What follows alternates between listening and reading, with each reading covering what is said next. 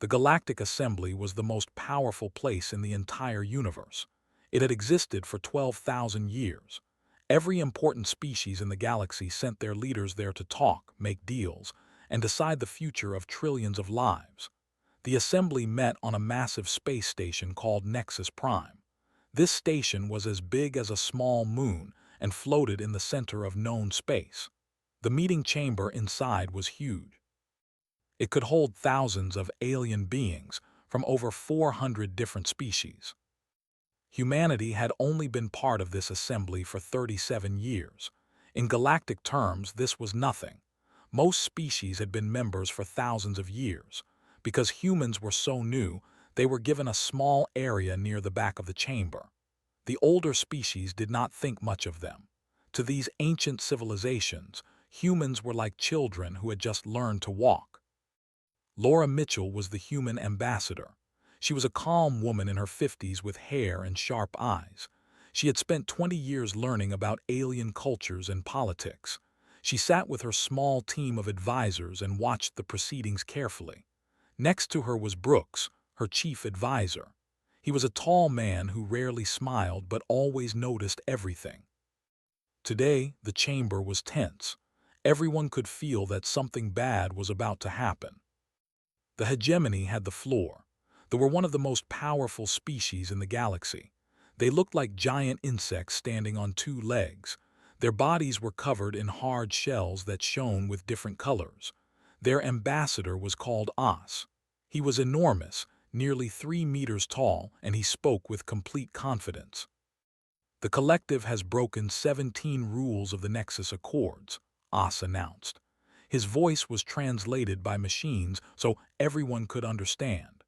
They have taken territory that does not belong to them. They have forced smaller species to work as slaves.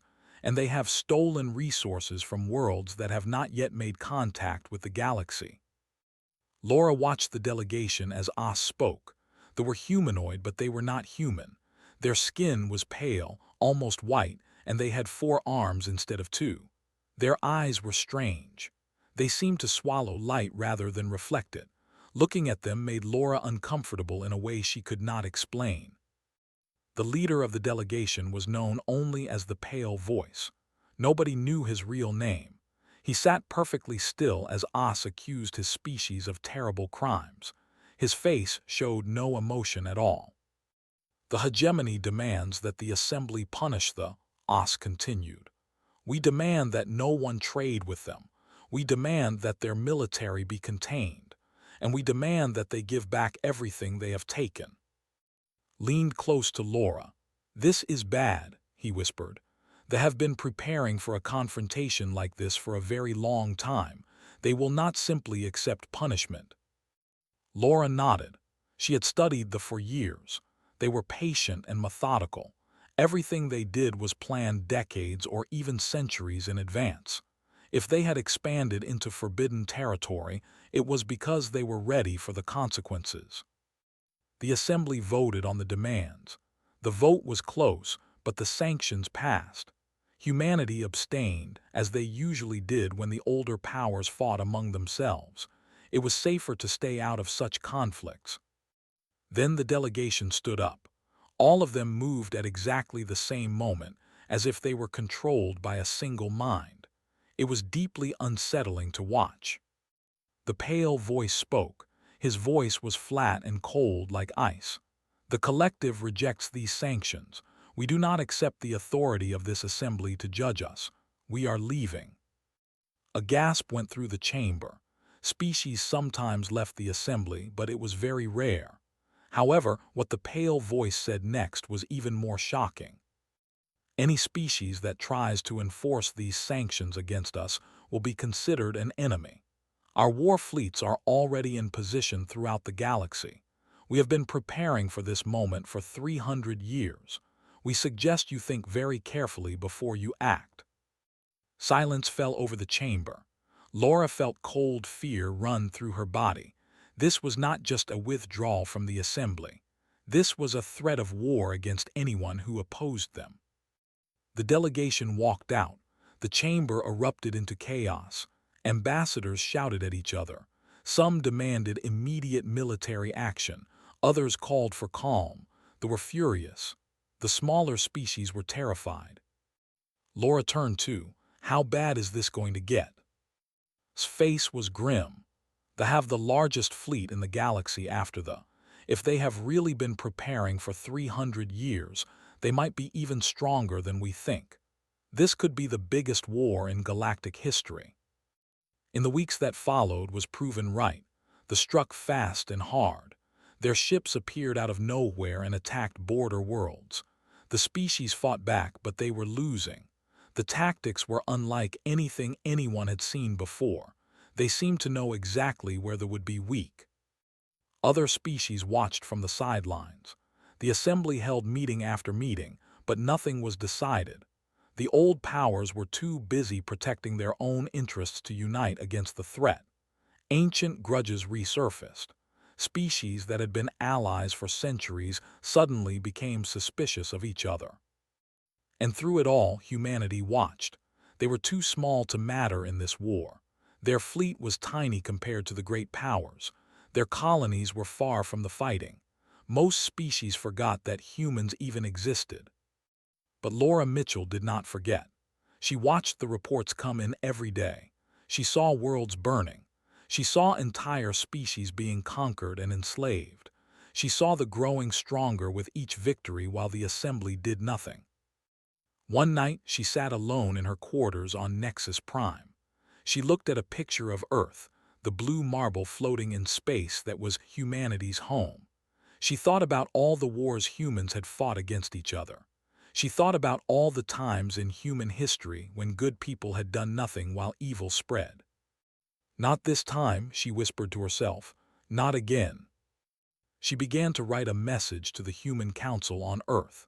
It was time for humanity to make a choice. They could continue to hide in the shadows and hope the storm passed them by. Or they could stand up and fight for what was right, even if it meant facing an enemy far more powerful than themselves. Laura knew what her recommendation would be. She just hoped the council would have the courage to listen. 3 months had passed since they walked out of the assembly. In that short time, everything had changed. The galaxy was at war and they were winning. Their fleets moved through space like a dark wave, crushing everything in their path. They, for all their pride and military tradition, could not stop them. World after world fell to the collective. The species lost 40% of their territory in just 12 weeks. Billions of their people were now living under rule.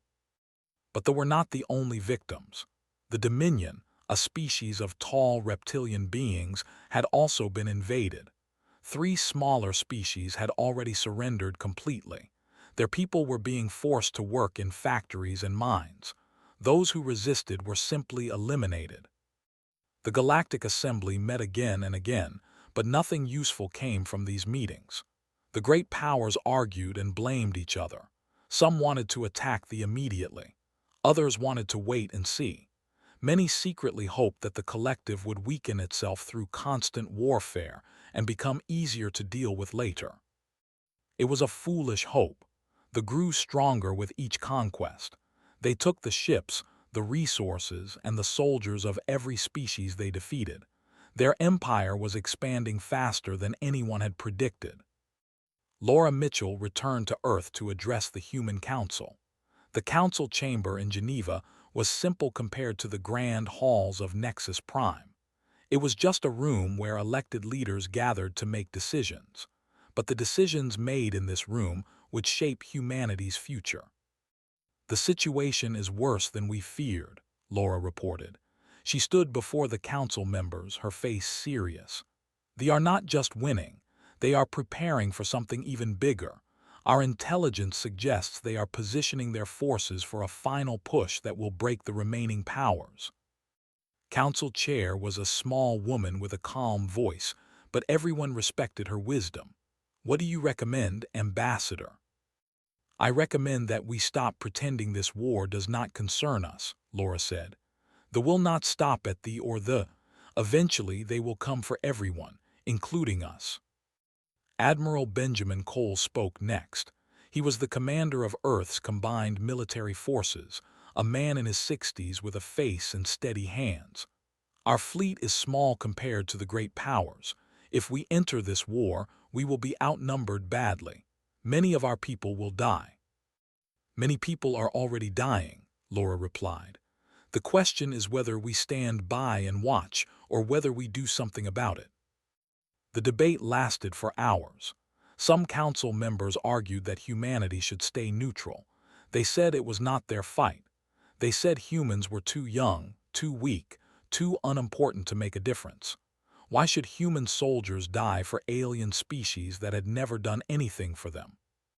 Others argued that neutrality was just another word for cowardice. They said that humanity had a duty to help those who could not help themselves. They said that if they conquered the galaxy, Earth would eventually fall too. In the end, the vote was close, but the decision was made. Admiral Cole was given his orders. The human fleet would prepare for war. 2 weeks later, Laura Mitchell requested permission to address the full Galactic Assembly. The other species granted her request, though most of them barely paid attention. What could the young species possibly have to say that mattered? They were so small, so insignificant. Most ambassadors assumed that humanity was going to announce some minor trade agreement or ask for protection. They were wrong. Laura stood at the central podium in the Great Chamber. She was a tiny figure surrounded by hundreds of alien species, many of whom had never bothered to learn her name. But she spoke with a voice that carried to every corner of the room. "The Human Confederation has watched this conflict carefully," she began. "We have seen the collective break every rule that this assembly was created to uphold. We have seen entire species conquered and enslaved. We have seen the great powers of this galaxy fail to respond." She paused and looked around the chamber. For once, she had their attention. "We have decided that we are done watching." A murmur of confusion spread through the chamber. Laura continued speaking. 48 hours ago, we sent a message to the collective. We gave them a simple choice.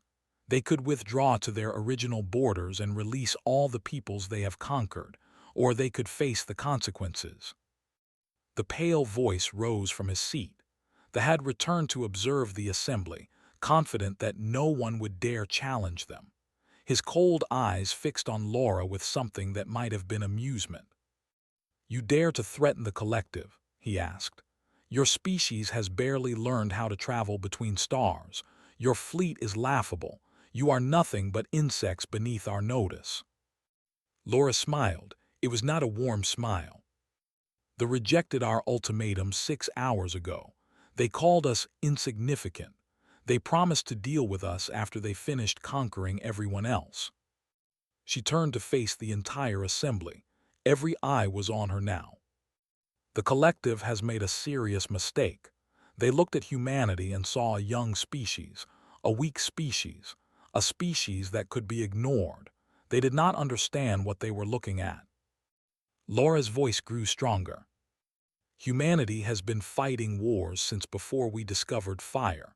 We have spent our entire history learning how to survive against impossible odds. We do not give up. We do not surrender. And we do not abandon those who need our help." She straightened her shoulders. "Today, the Human Confederation declares war on the collective, not because we think we can win easily, not because we want power or territory, but because some things are worth fighting for, even if the cost is high." The chamber was completely silent. "The galaxy can join us, or it can watch from the sidelines. Either way, humanity is going to fight." With those words, Laura Mitchell walked toward the exit. Her entire delegation rose and followed her. Their footsteps echoed in the stunned silence. As she reached the door, Laura paused and looked back at the assembled species of the galaxy. "They think they know what war looks like," she said. "They are about to learn how wrong they are." Then she was gone. The assembly exploded into chaos. Ambassadors shouted. Some laughed at what they saw as human foolishness. Others felt the first stirrings of something they had not felt in a long time. Hope. And deep in the hearts of the older species, those who had seen many things in their long lives, there was something else, something unexpected. Fear. Because they had just watched humanity charge into a war they could not possibly win. And something about the look in Laura Mitchell's eyes made them wonder if maybe, just maybe, they had underestimated the young species from the small blue planet. The military commanders expected the humans to be careful. They thought the young species would set up defensive positions around their colony worlds. They thought humans would try to protect their own territory and wait for the collective to come to them. That would have been the sensible thing to do. Instead, the humans did something that no one expected.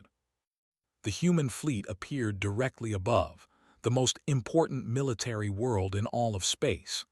This was the planet where the collective kept its largest concentration of warships. It was the heart of their military power. No enemy had ever been foolish enough to attack it directly. Until now. Admiral Benjamin Cole stood on the bridge of the Endeavour, the flagship of the human expeditionary force. The ship was not as large or as impressive as the great vessels of the elder races, but it was fast, well-armed, and crewed by people who were not afraid to die for what they believed in.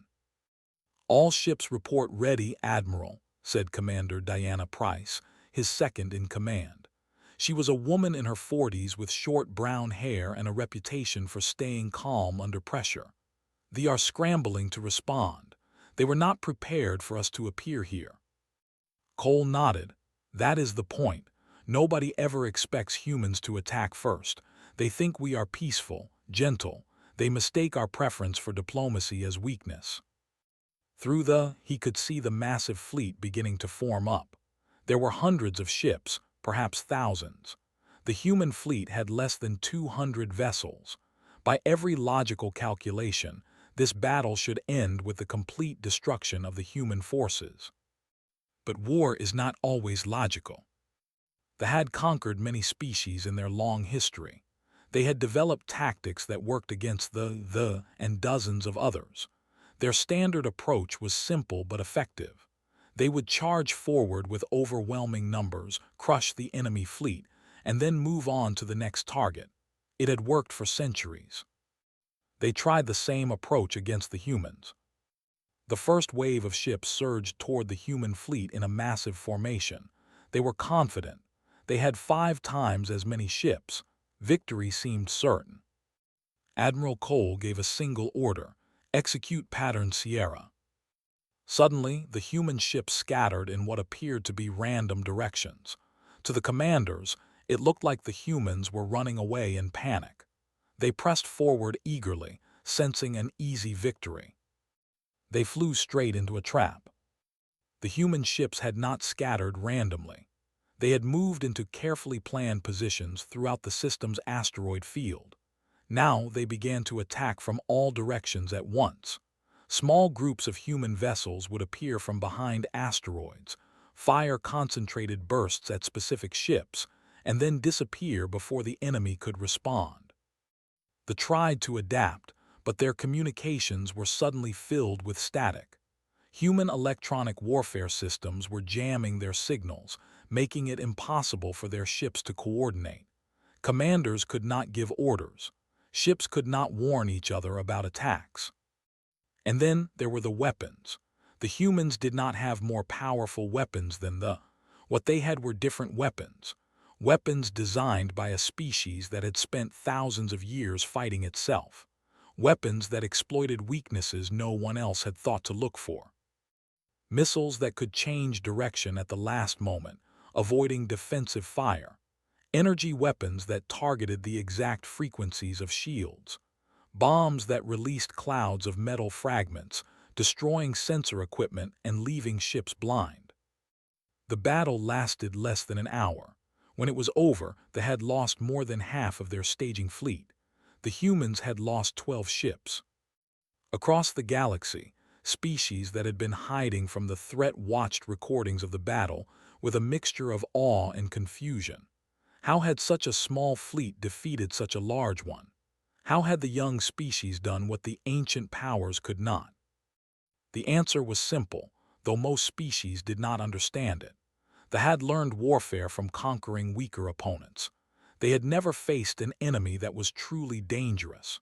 Humans, on the other hand, had learned warfare from fighting each other. They had spent their entire history developing new ways to win against enemies who were just as clever and determined as themselves. Every tactic, every weapon, every strategy in the human military had been tested against the most difficult enemy possible, other humans.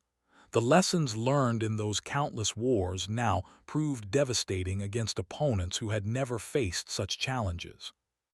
The pale voice demanded a meeting with Ambassador Mitchell. He was furious, though his pale face showed little emotion. Laura agreed to meet him on neutral ground, a small station far from the fighting. "This changes nothing," the pale voice said. "We have more fleets, more soldiers, more resources than you can imagine. You have won a single battle. We will win the war." Laura looked at him calmly. "You might be right. You have more ships than we do, more people, more everything. If this war becomes a simple contest of numbers, you will probably win. Then why do you continue fighting?" "Because we are not going to fight that kind of war." Laura leaned forward slightly. "We are going to fight our kind of war. We are going to adapt to everything you do. We are going to learn from every battle. We are going to hit you where you are weak and disappear before you can respond. We are going to make this war so expensive for you that eventually you will decide it is not worth continuing." The pale voice made a sound that might have been laughter. "You cannot possibly defeat us through such methods. We have been conquering species for longer than your civilization has existed." "Maybe," Laura agreed. "But those other species were not like us. They fought the way you expected them to fight. We will not. We will surprise you. We will confuse you. We will make you question everything you think you know about warfare." She stood to leave. "Your species has been planning this war for 300 years. Mine has been fighting wars since before we invented writing. You should think about what that means." The pale voice dismissed her words as empty boasting. He was certain that the collective would crush these annoying insects soon enough. He ordered his remaining fleets to hunt down and destroy every human ship they could find. But the human ships were hard to find. They moved constantly, never staying in one place long enough to be trapped. They struck at supply lines, at communication stations, at isolated patrols. They were everywhere and nowhere at the same time. And slowly, the galaxy began to realize that something extraordinary was happening. The young species from the small blue planet was not just surviving against the most feared military power in known space. They were winning. 6 months after humanity declared war on the collective, the galaxy looked completely different. The collective, which had seemed unstoppable just a year earlier, was being pushed back on every front. This was not because the humans had more ships or better technology. They did not. It was because of something much more powerful. The humans had built an alliance. When Laura Mitchell walked out of the assembly that day, most species assumed they were watching humanity commit suicide. They expected the young species to be destroyed within weeks. Instead, they watched as the humans did something unexpected. They reached out to every species that they had hurt, threatened, or ignored. They offered to help. Not the kind of help that the great powers usually offered, which always came with strings attached. The humans did not want to rule over anyone. They did not want tribute or territory. They simply wanted to defeat the collective. "We are not here to replace one empire with another," Admiral Cole explained to the leaders of the resistance. The reptilian species had been fighting a losing battle against them for months. Their worlds were burning. Their people were dying. And now this strange young species was offering to help them. "What do you want in return?" asked General or the military commander. He was suspicious. In his experience, no one helped anyone without expecting something back. Cole shrugged. We want to protect our own people, and we think the best way to do that is to help you protect yours." After the war is over, you can do whatever you want. We will not try to control you. Or did not believe it at first. It was too simple, too honest. But as the weeks passed and the humans kept their word, his suspicion turned into respect, and then into something like friendship. The same thing happened across the galaxy. Species that had been conquered by the saw the humans as liberators, not new masters. Species that had been ignored by the great powers saw the humans as allies, not threats. One by one, they joined the fight. They brought their remaining fleets. They, despite their pride, agreed to work alongside the humans who had accomplished what they could not. Smaller species contributed whatever they could, from supplies to intelligence to soldiers willing to fight. Within months, the resistance had become a coalition. Within half a year, it had become an army.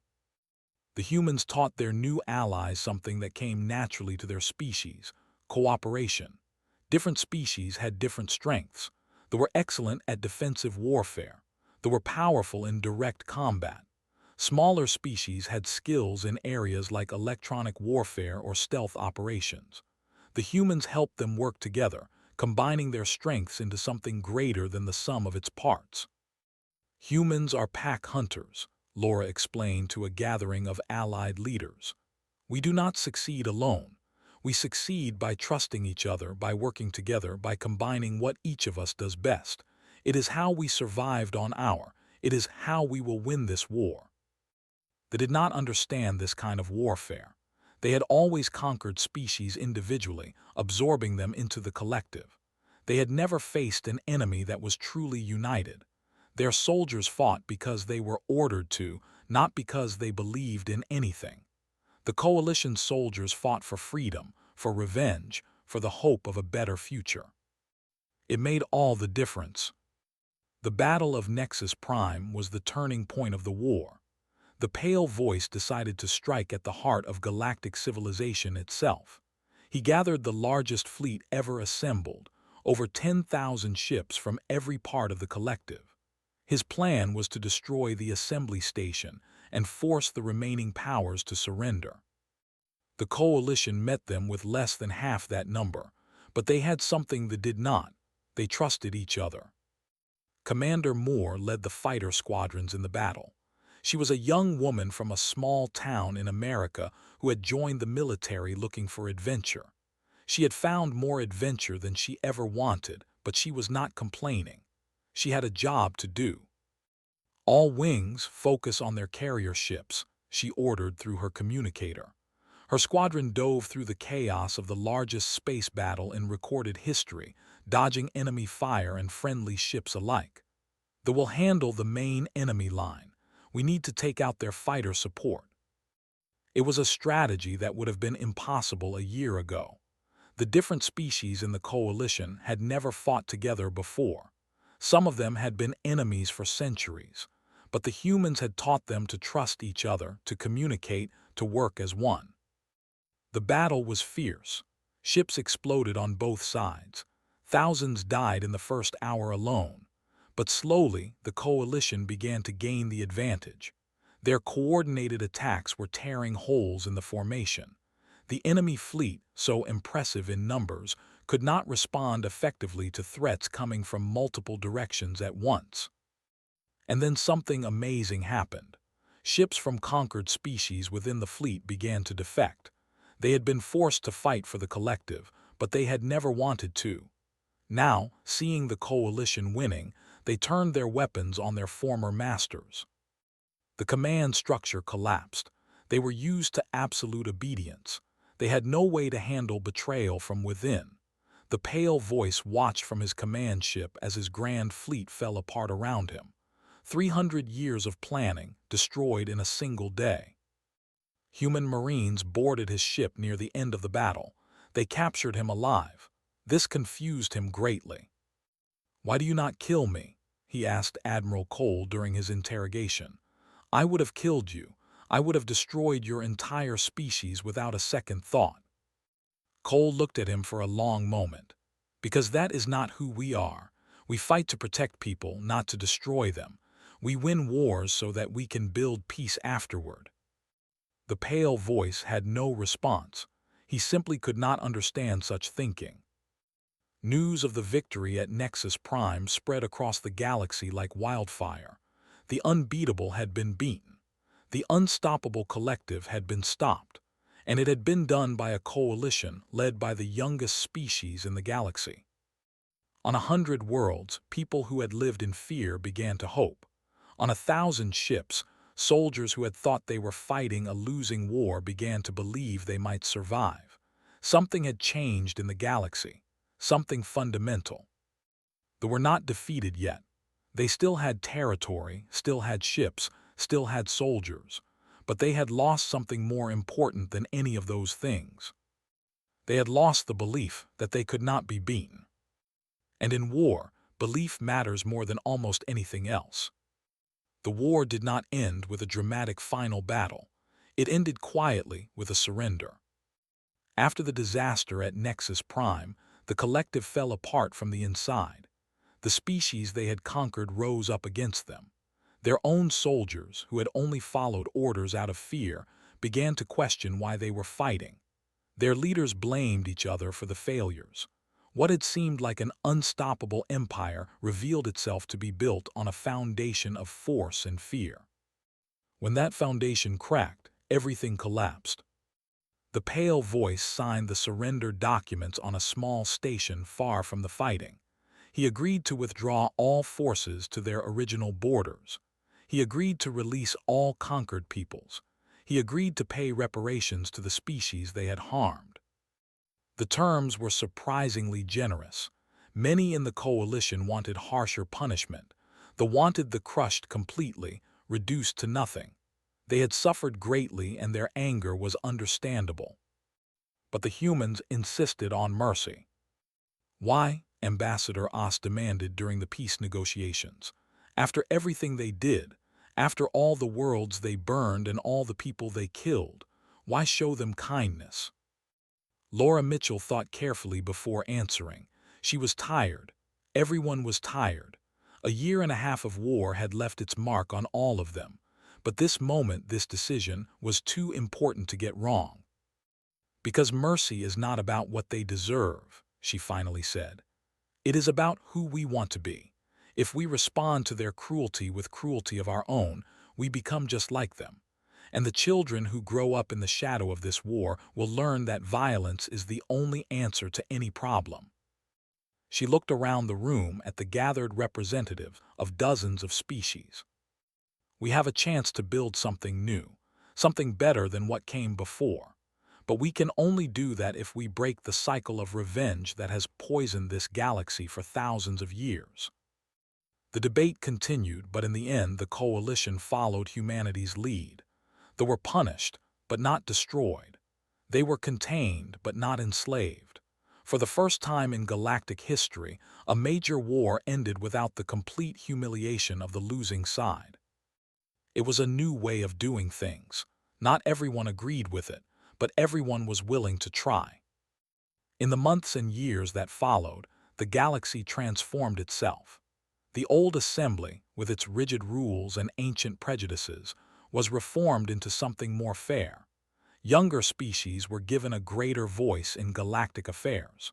The conquered peoples of the were given the choice to become independent nations or to join a new federation of equals.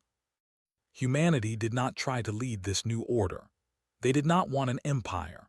What they wanted was much simpler, a galaxy where no species had to live in fear, where cooperation was valued over conquest, where the strong helped the weak instead of exploiting them. "We are not heroes," Admiral Cole said during his retirement ceremony 5 years after the war ended. He stood before a crowd of humans and aliens who had come to honor him. His hair was white now, and he walked with a slight limp from an old injury. But his eyes were still sharp and his voice was still strong. "We just did what needed to be done," he continued. "We saw people suffering and we decided to help. Any species would have done the same in our position." But everyone who heard him knew that was not quite true. Many species could have done what humanity did. They had the ships, the soldiers, the resources, but only humanity actually had. Only humanity had charged out of the assembly that day, alone and outnumbered, to fight for beings they had never met. The galaxy remembered that moment. They remembered watching the human delegation walk out, remembered the fear they had felt, the certainty that they were watching a young species march to its death. They remembered being surprised. Stories began to spread. Parents told their children about the day the humans went to war. Teachers taught their students about the species that had refused to stand by while others suffered. Historians wrote books about the campaign that had changed everything. Some of the stories were exaggerated. Some of them were completely made up. But at the heart of every story was a simple truth. When the galaxy needed someone to stand up and fight, humanity had answered the call. Laura Mitchell retired from diplomatic service a decade after the war. She went back to Earth, to a small house by the ocean, where she spent her remaining years writing her memoirs and watching the sunset. Sometimes reporters would come to interview her about the famous day when she walked out of the assembly. She always told them the same thing. "I was scared," she would admit. "I knew we might all die. I knew they might crush us like insects and nobody would remember our names. But I also knew that some things are more important than survival. Some things are worth fighting for, even if you might lose." She would pause then, looking out at the waves. Humanity is not special because we are stronger or smarter than other species. We are special because we believe in something beyond ourselves. We believe that every person, human or alien, deserves to be free. We believe that the strong should protect the weak. We believe that tomorrow can be better than today if we are willing to work for it. She smiled. That is what we showed the galaxy that day. Not that we were powerful, not that we were dangerous, but that we were willing to risk everything for what we believed in.